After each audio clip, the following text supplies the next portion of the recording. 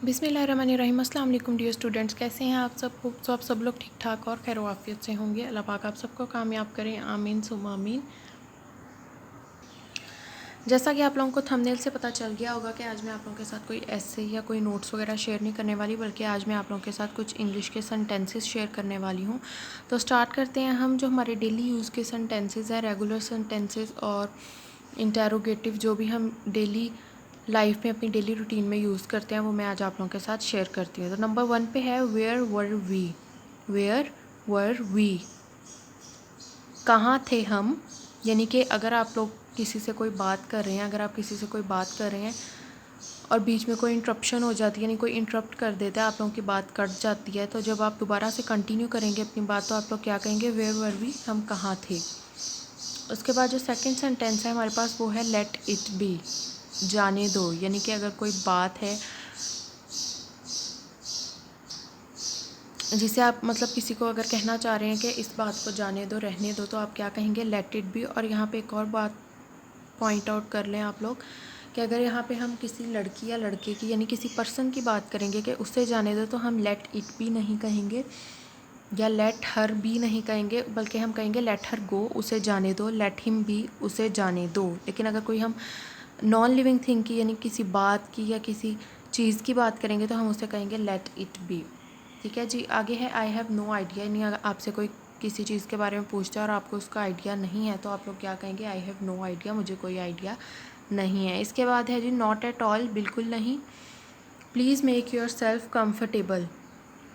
इस सेंटेंस में जो मेन बात है जो हमने पॉइंट आउट करनी है, वो ये है कि ये जो वर्ड है कम्फर्टेबल, इसको हम कंफर्टेबल नहीं पढ़ेंगे, कंफर्टेबल नहीं पढ़ेंगे। It is not a comfortable, comfortable नहीं है ये वर्ड है कंफर्टेबल, यानी ओ आर और जो है वो हम साइलेंट कर देंगे, ये बन जाएगा comfortable. Comfortable, please make your self comfortable. कोई आपके घर आया है और आप लोगों को लग रहा है कि वो फर्स्ट टाइम आया है और वो रिलैक्स फील नहीं कर रहा, कंफर्टेबल नहीं है, तो आप लोग उसे क्या कहेंगे, please make your self comfortable. उसके बाद आ जाता है जी टच वुड। टच वुड कहते हैं कहीं नज़र ना लग जाए, यानी कोई आपको किसी काम के बारे में बता रहा है कि वो शुरू करने वाला है, तो आप उसे क्या कह सकते हैं, टच वुड, कहीं नज़र ना लग जाए। अच्छा जी, इसके बाद है his complexion is whitish. His complexion is whitish. Whitish is just like bluish, blackish. Wheat गंदम को कहते हैं और विटिश बन जाएगा गंदमी। हिज कॉम्प्लेक्शन इज़ विटिश, उसका कॉम्प्लेक्शन गंदमी है, यानी उसकी रंगत जो है वो गंदमी है। ठीक है। उसके बाद आ जाता है प्रीटी प्लीज़। प्लीज़ तो हम यूज़ करते रहते हैं कि प्लीज़ ये काम कर दें वगैरह वगैरह। तो जो प्रीटी प्लीज़ है वो हम यूज़ करते हैं अगर हम किसी पर्सन को मनाना चाह रहे हैं किसी बात के लिए और वो नहीं मान रहा, तो हम यूज़ करते हैं प्रीटी प्लीज़, यानी मान जाओ ना, pretty please, pretty please.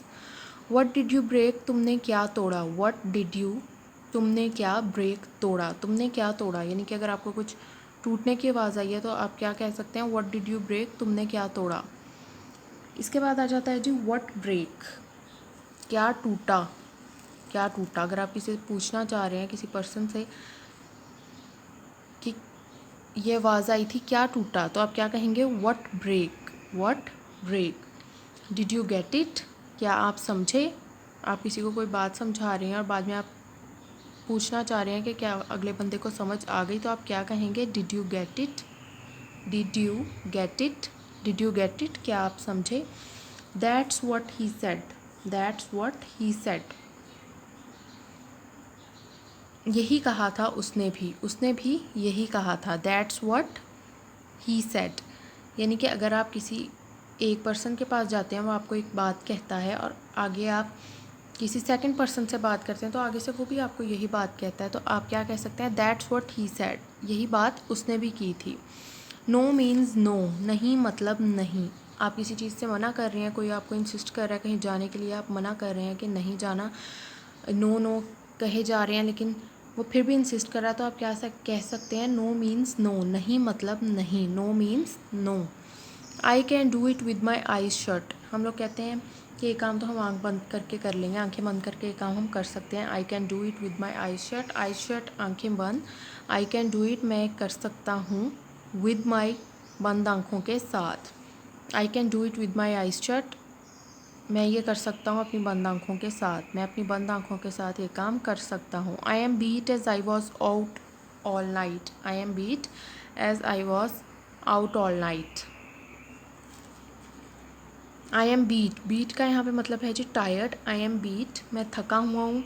As I was out all night, जैसे कि मैं सारी रात बाहर था, यानी कि मैं सारी रात काम कर रहा था बाहर, मैं इस तरह से थका हुआ हूँ। I am beat as I was out all night. Don't stare at him, उसे मत घूरो, उसे ना घूरो, उसे मत घूरो। Don't stare at him, stare कहते हैं घूरने को, and don't stare at him, उसे मत घूरो। नेक्स्ट है जी I have earache, I have earache just like headache. I have earache, ear कान को कहते हैं और एक साउंड करता है पेन। हेडेक सर का दर्द, एरेक कान का दर्द। आई हैव एरेक, मुझे कान का दर्द है या मेरे कान में दर्द है। तो एक बार हम फिर से रिकॉल कर लेते हैं स्टार्ट से।